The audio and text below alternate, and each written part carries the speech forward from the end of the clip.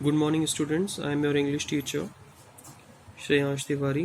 Today we will read chapter 1, The Enchanted Pool.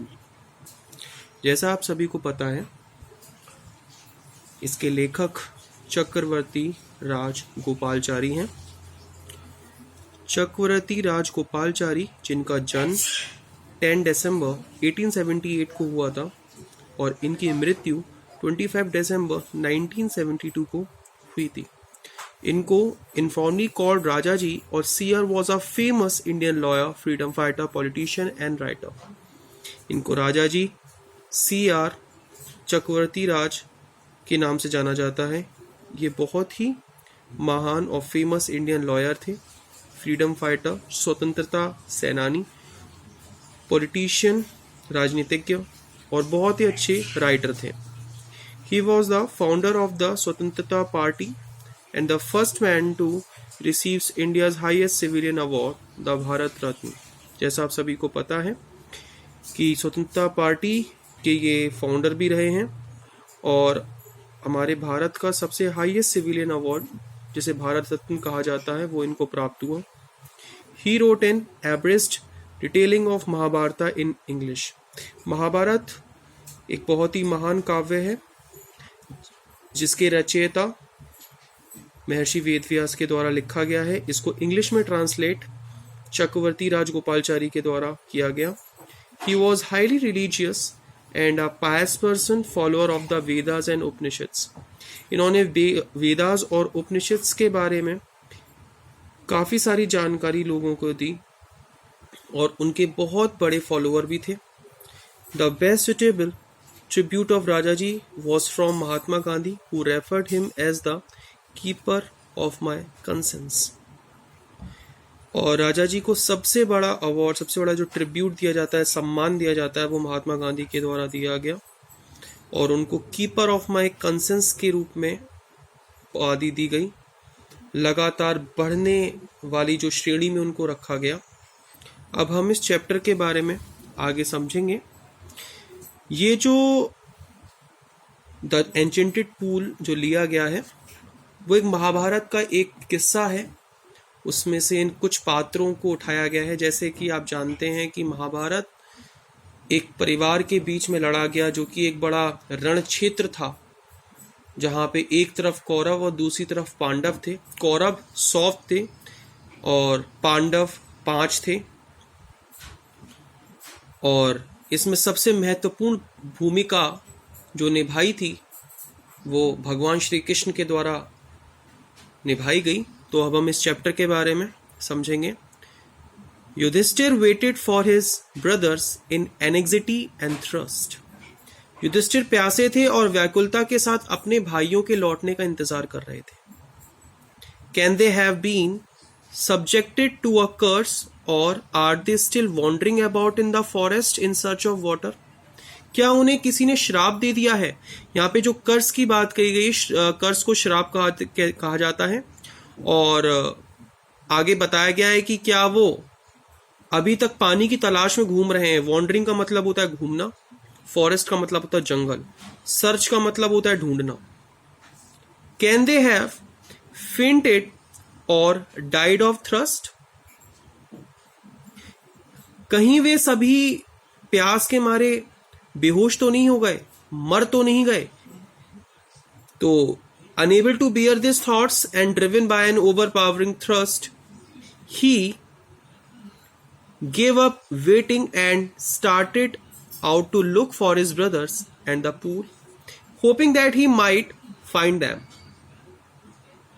उन्होंने इंतजार करना नहीं छोड़ा तथा भाइयों की तलाश में वे खुद ही तालाब की तरफ, जो तालाब था उसकी तरफ ही चल पड़े और उन्होंने खुद ही उनको ढूंढने की तलाश करना शुरू कर दिया।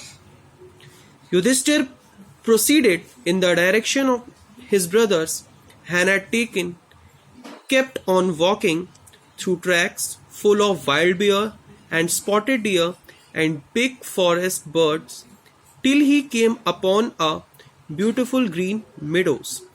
जैसा हमें इसमें समझ में आता है कि युधिष्ठिर उसी दिशा में आगे बढ़ रहे थे जिस दिशा में वे सभी उनके भाई गए थे तथा जंगली भालुओं, चित्तीदार जो हिरन होते हैं, विशाल जंगली चिड़ियों से पूरा रास्ता जो था वो भरा हुआ था।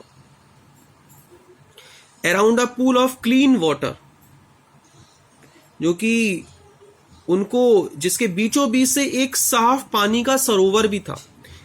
तो but when he saw his brother lying there like flag poles unable to restrain his grief, he lifted his voice and wept। इसमें कहा गया है कि लेकिन जब उन्होंने वहां पर अपने भाइयों को निढाल पड़े देखा, निढाल जिसको दूसरे शब्दों में अगर इसका सिनोनियम कहा जाए तो अनकॉन्शियस कहा जाता है, बेहोश। तो उन्होंने जब देखा तो वे अपने दुखों पर काबू नहीं कर पाए। And lifted his voice and wept, उनकी आवाज रूंध गई जब वे युधिष्ठिर उन्होंने जब अपने भाइयों को देखा कि उनके भाई निढाल पड़े हुए हैं जमीन पे, तो उनको बहुत दुख महसूस हुआ, जिससे कि उनकी आंखों में आंसू आ गए और वे रोने लगे और उनकी आवाज भी रूंधना मतलब कांपना शुरू हो गई। He touched the faces of Bhim and Arjun as they lay so still and silent and mourned। उन्होंने भीम व अर्जुन के चेहरों को छुआ जो बेजान से पड़े हुए थे,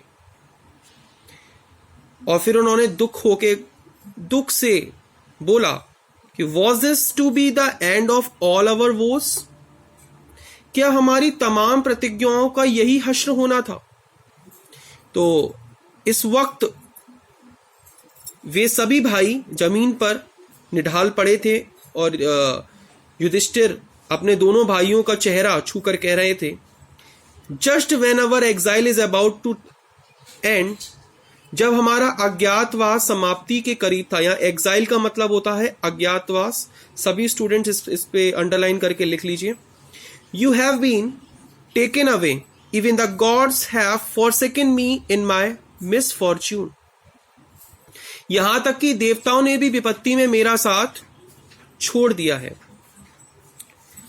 As he looked at their mighty limbs, now so helpless, he said, wondered who could have been powerful, enabled to kill them। जब उन्होंने अपने भाइयों के बलशाली और अंग प्रत्यंगों को देखा, अंग प्रत्यंग मतलब हाथ पैरों को देखा, तो उन्होंने देखा कि ये जो निढाल अवस्था में हैं, और दुख के साथ उनको आश्चर्य हुआ कि किसमें इतनी ताकत है कि इन्हें मार सके। Then he too descended into the pool, drawn to the water by an overpowering thrust। जब उन्होंने ये सब देखा तो इसके बाद उन्होंने कहा कि वे स्वयं सरोवर में उतरेंगे, और क्योंकि प्यास के कारण पानी उन्हें अपनी तरफ खींच रहा था। तभी क्या हुआ? At once the voice without form warn, तुरंत ही उस पानी के अंदर से, उस सरोवर में से एक आवाज आती है, एक अदृश्य आवाज की चेतावनी दी जाती है। तो यहां तक हम सभी लोग एक बार इसको पढ़ेंगे, और एक क्वेश्चन है कि हु वॉज युधिष्ठिर। इस क्वेश्चन को सभी लोग अपनी फेयर कॉपी में लिखेंगे और ग्रुप में सेंड करेंगे। Thank you.